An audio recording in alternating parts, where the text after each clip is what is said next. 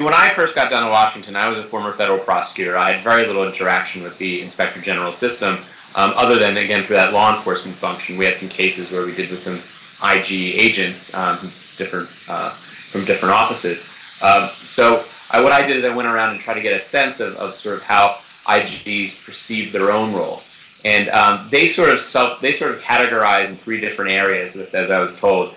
There's the lapdog, which is the idea of an IG who is coddles management. You sort of get the image of an IG crawling up on a cabinet secretary's lap. But the idea is that they're not really independent, and they're more concerned with pleasing management of the agency than necessarily doing their jobs. The middle ground was a watchdog, which is, I guess, self-explanatory.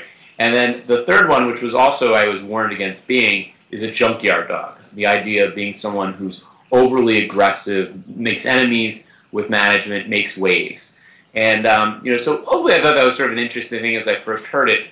But as I listened to the justifications behind it, and as I spent a couple of years in Washington, it became apparent to me that watchdog role was really a lot more like a lapdog. And that ultimately the concerns of IGs were a lot like the concerns of any government agency. And sort of deviated often from waste, fraud, and abuse, and more about more pedestrian things like protecting their own budgets, not making too much waves, and unfortunately protecting their own jobs. Because one of the flaws in our system, I believe, is that IGs are terminable at will, not for cause, which means that the perception is that if you do too good of a job and you're too critical, you run the risk of just being fired. And indeed, President Obama did fire a handful of IGs shortly after he took office. Doesn't that render the concept of the IG as fundamentally flawed because the IGs don't have the level of independence and the level of job security that it would take to truly be aggressive and careful about waste, fraud, and abuse? I think so. I mean, I would encourage Congress to change the Act, the Inspector General Act, and make it fireable for cause. I would encourage, a term limit. You have a specified term. That way you sort of get away from the difficulty of agency capture, in which the IG who interacts so much with the agency starts to identify with the agency that they're supposed to be providing oversight.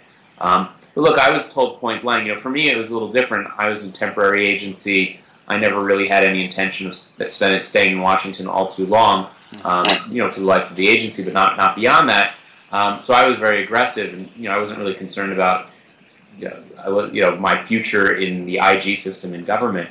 But one time I had an IG come up to me at a meeting and say, Neil, I really envy what you do. I wish I could do that, but I've got kids in college I have to worry about. And that's fundamentally the problem. And I was sympathetic towards him because the system is not really designed to have fierce watchdogs. It's done to encourage compliant lapdogs.